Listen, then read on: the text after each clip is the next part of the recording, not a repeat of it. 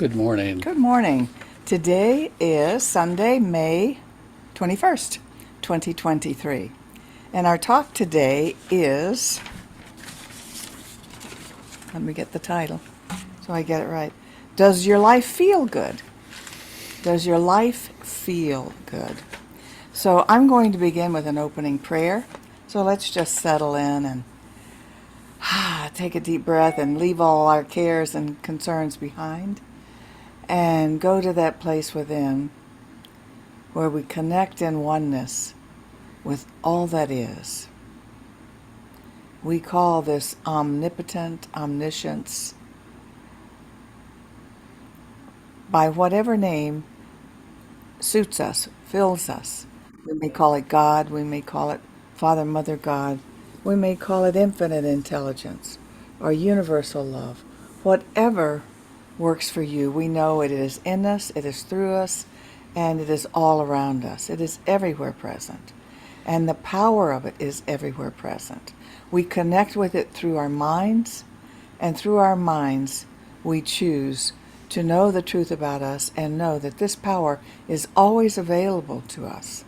And today, as we focus on fun and enjoyment, we know that that is also the desire of infinity for us.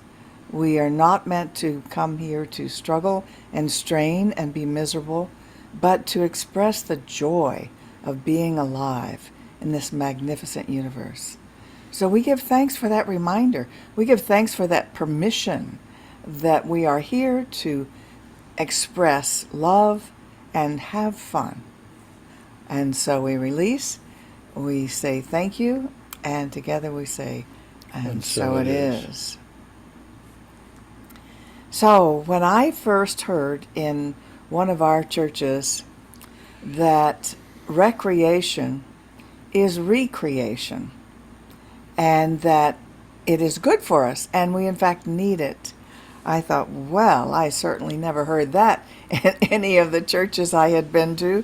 You know, it was supposed to be all about supplication and kneeling and Quiet suffering. giving homage and quiet suffering, yes, and begging a little bit to be relieved from that quiet suffering, but that we should and have the right to have fun and enjoy our life. That was totally new for me. And it was so new for me that I did something outrageous. At a center, I had heard that there was a gentleman there who had a sailboat and liked to go sailing with anybody who would go with him because he was retired. I had a business that I worked in all the time. I had two small children that I worked with all the time when I was home. I had a big house, and I just worked all the time and thought that's what I should do. But I wasn't having much fun. And so I went up to this gentleman. He was very old. He was all of 62. Oh my God. But I was 30, so it was a big age difference. And I said to him, so I understand you take strange people on your sailboat. And he said, the stranger the better. And so And there developed a strange relationship. they Yeah. developed a wonderful relationship. And I decided to close down my business on Fridays. My children were in school, and my husband usually was flying somewhere around the world. And so every Friday was my free day. And on my free day, I went sailing, and he taught me how to scuba dive in the shallow waters of Fort Lauderdale. We'd go about 15 feet down to the reefs, and I would watch him and his friends catch lobsters and whatnot. It's too much work for me. But anyway, it was the best thing I ever did for myself. And I needed permission. I needed permission to do that because I tend to get very focused and work. That's what was valued in my family. And so I want you to ask yourself, are you having fun? And are you creating space and time for yourself to have fun? I want to piggyback on that and add a little bit more to that. I hear, and recently I've heard quite a bit in the media about our attention span having been shortened, that people don't have more than 5 minutes. In fact, we were told recently if we want to do Seconds. a talk event, what we need to do is to have a snippet of it that you can put on Instagram because people don't have more than 5 minutes worth of attention that they can give to anything. And I've heard it and I almost bought it, but what I instead I've come away to believe is that people have been putting themselves on hold for a lot of reasons. And when they put themselves on hold, they don't necessarily know that they put themselves on hold. So they don't engage, they don't connect. And because they don't connect, it takes a great deal of stimulation to get your attention and to hold it. And I've noticed, especially amongst people that are multitasking, meaning that they are not giving themselves to anything in particular, they're trying to give themselves to everything, and they do it in a way that compromises their ability to truly engage and connect. And so, what I think the first step in us having joy and fun in our lives is to be willing to take ourselves off hold in whatever area that we are on, give ourselves permission to truly engage and connect with whatever's going on around us. So, and I notice for myself anyway, and this may not be true for anyone else, I can go through the entire day naming things, seeing things, getting things done and positioned where they need to be so that everything is in order. That has nothing to do with having fun. It has nothing to do with celebrating life. It has nothing to do with truly engaging life. And so, my message to you today that I feel is an important one for me also is that we need to be willing to set aside whatever is going on in our lives to engage and connect with something that isn't work, something that doesn't have to get done, but something we're saying yes to. So an example of that would be a movie. How many of you watch a movie while you're also scrolling on your cell phone? How many of you watch a movie while you're also fixing something to eat? How many of you get up 3 or 4 times during the movie to do a bunch of other things, but you're watching the movie? And I guess the question is, are you watching the movie, or is the movie something you haven't given yourself permission to truly be a part of? And so it's just one more thing happening in your day that doesn't get you and that you don't get. And at the end of that movie, you may end up empty because you have missed out on the experience of actually vicariously enjoying another role, another way to be in life. But I see this all the time with people all over. I mean, I cannot believe when I go to a concert and there's somebody at the concert going on their cell phone, scrolling and looking, and then taking pictures of the experience rather than engaging the experience. So they have it on video now. Their life has been reduced to a 3-inch screen. So what I'm inviting us to do is to look all during the course of our day and say, am I engaging in my day? Am I connecting with what's going on around me? Or am I trying to get through what's going on around me to get to something that I need to do that's really important? And so what I believe is we've made important our work and our play not so much. Well, and as adults, work can be work at home. It can be Oh, yeah. paying the bills. It can be anything. It doesn't have to be going to a job. Work is doing the work that has to be done for a living, and it's still work. Although I told Bob that I consider myself the spot cleaner at home now. I used to clean systematically and had a day for it and all that. Now, if I see a dirty spot, I clean the spot. Yeah. So if you were to come through our condo right now, you would find some very clean spots. And some spots that have been ignored for a very long time. But it's much Yeah. more fun. Yeah. So we're a little worried. We're getting new windows for our condo, and they'll let more light in. And my worst fear is, of course, we'll see more dirt. Oh dear. And we just may have to put off having that much light in the room. Yeah. No. But the message that I think is really, really critical is to ask yourself, do I give myself as much permission? Do I allow myself to play as in the same way that I give myself permission to work 24/7 and never take a vacation and do whatever I need to do? Could we treat that like it's also important? And I'm going to give you an example of that I ran into many, many years ago. I used to do a lot of camping. And so I got in the car and I made it to the campsite in record time. All of the people that I passed, I didn't stop to get gas because I didn't want them to pass me again. So I was number one. I got to the campsite. I set everything up in record time. I got the chair out. I sat down. I said, oh my God, now what do we do? And what I realized is that camping for me was a task, a series of tasks that had to be accomplished, as opposed to, now I get to embrace nature. Now I get to be a part of it. I was so into the organization, the setup, and getting everything ready and done that I couldn't change gears. I couldn't get that part of my brain that says, this is a celebration. Life is wondrous. Life is amazing. Life is beautiful. Life is poetry in the sky. I couldn't do any of that. I was thinking, okay, is there anything on my checklist I didn't do? Did we get set up before the person next to us? We did. Ah, we're winners. Yes, that was the victory. But I think we do that all the time. I race to get home and take chances with traffic because I need to be able to get home so I can sit and wonder what I'm going to do. You know, it's always to the next thing as opposed to, What you're going to do yeah, next, you mean? why don't I embrace the traffic rather than try to get through it? If you're spending your day trying to get through it, you will also spend the rest of the leisure time trying to get through it. And that's the thing we want to have you look at, because your spirituality doesn't live in getting things done. Your spirituality lives in a place in consciousness that opens itself to the universe.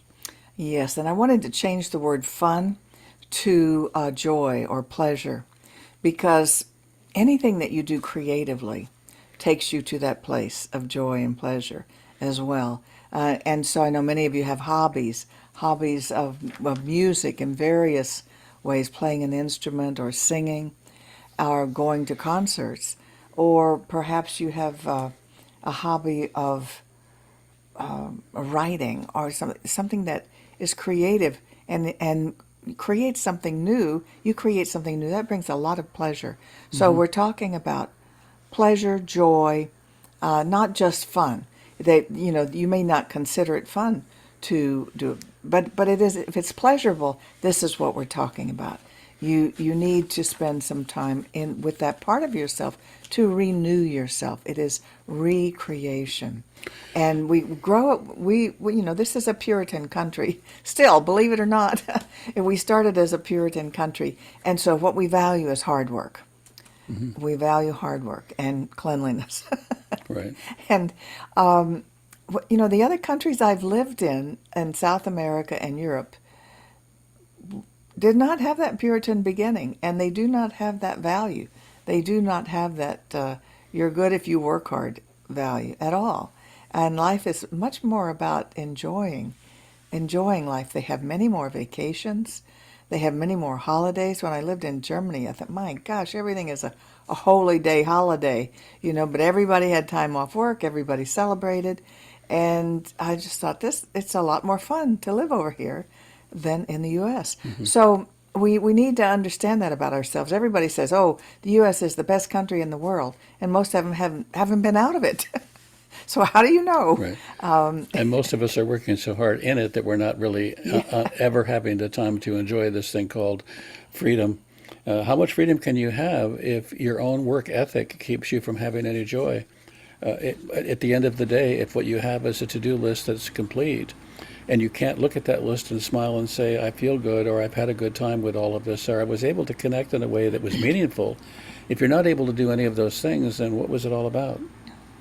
I started with the idea that the first place I ever heard that recreation is recreation, and you ought to do more of it, was at our church, at our Center for Spiritual Living in Fort Lauderdale.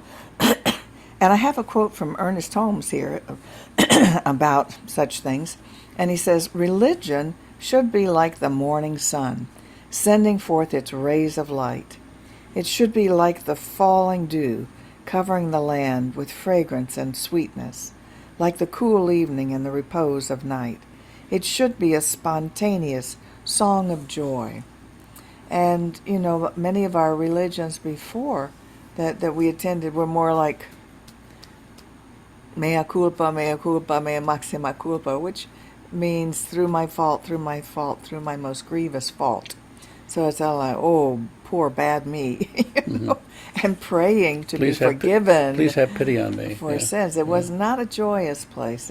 It was a place that people begged to be relieved of their pain, and may have felt some solace from that and hope, but it was never about joy particularly, except maybe Easter and Christmas.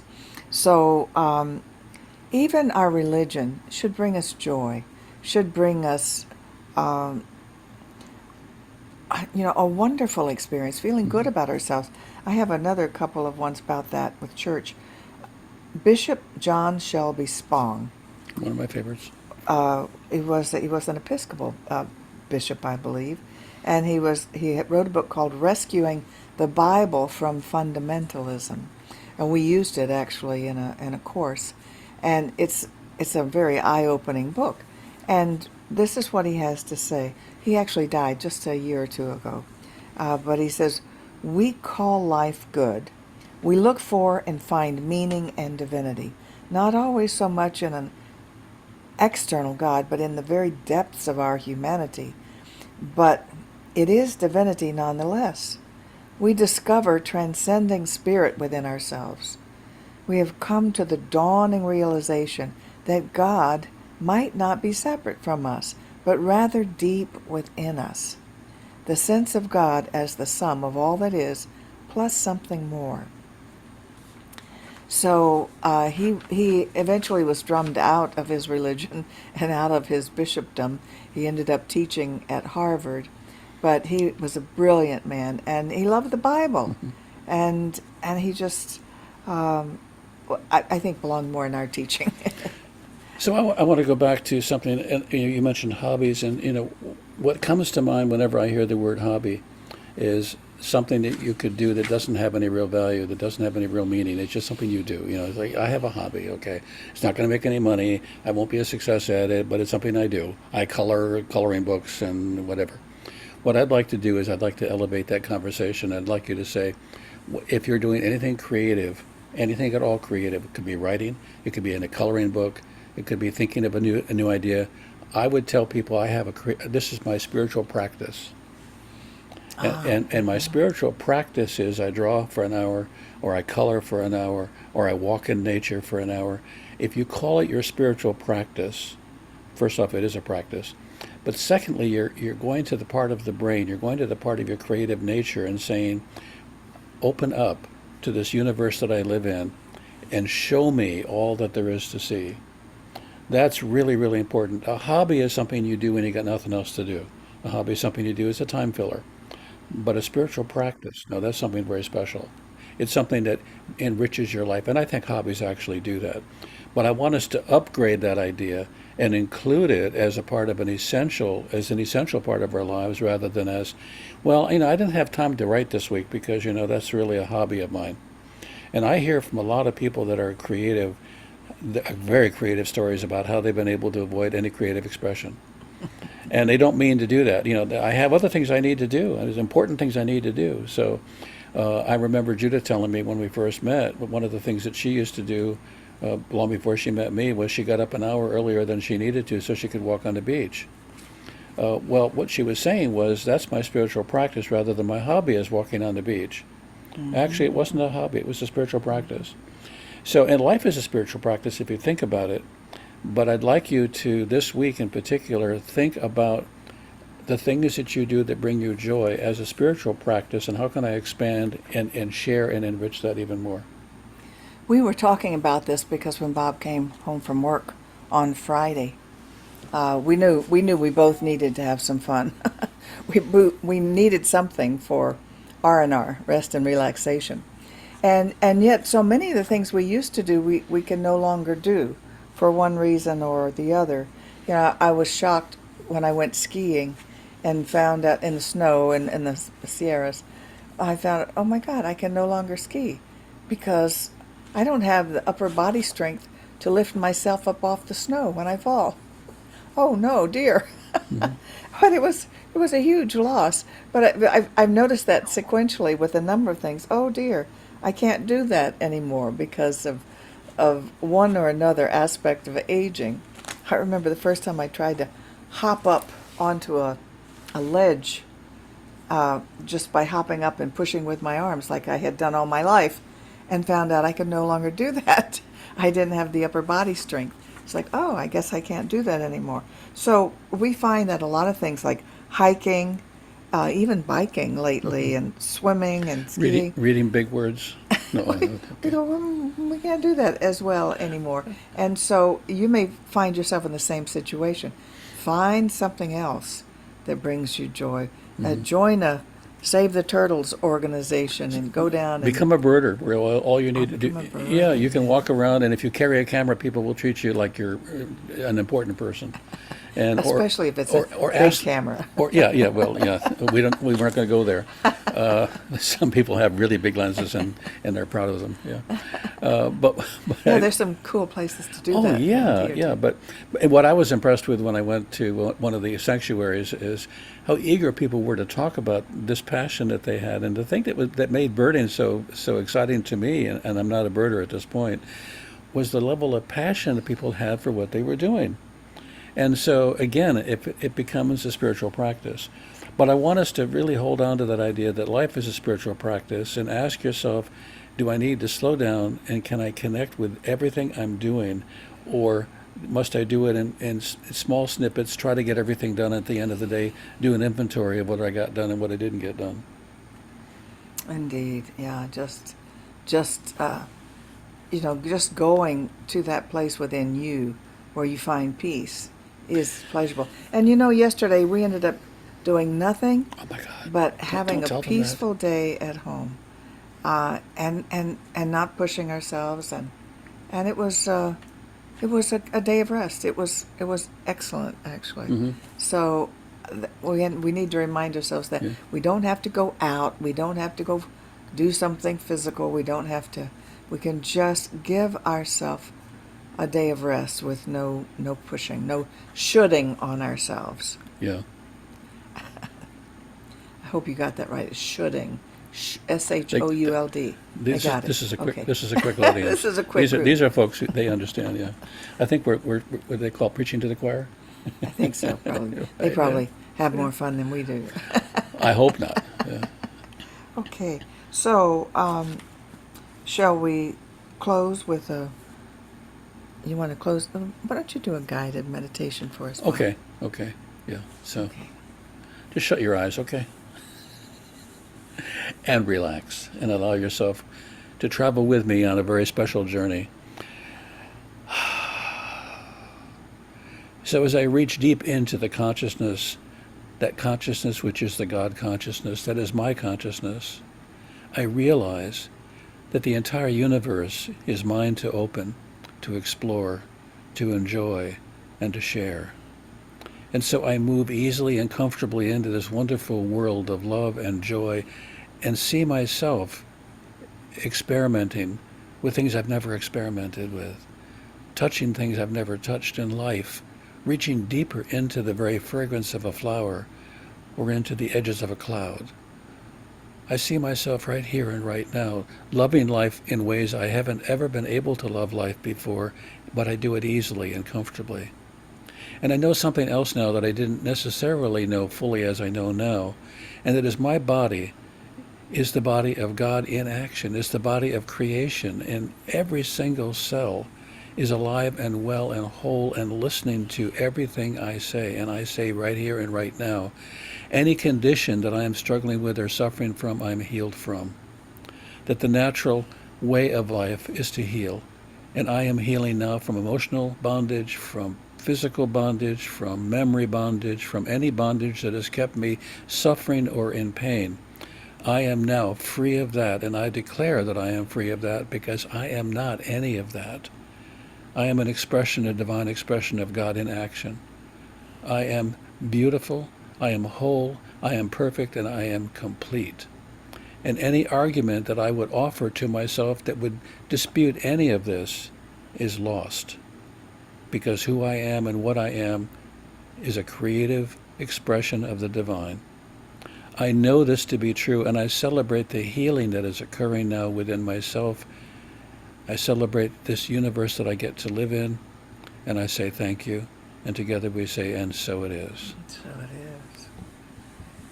Ah, thank you. That was like a guided meditation and spiritual mind treatment. Well, I like to do double duty. I was multitasking. Okay, so what we're going to do now is we're going to share the screen, and the way we do that is this. And here we go. And this is the part of our service where I hear dings a lot because people tune out at this point.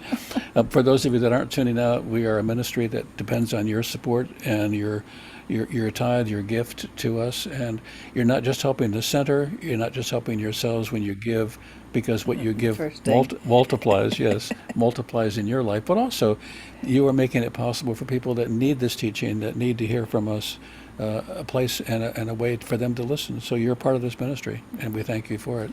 And we like you to give till it feels good, Yes. not till it hurts.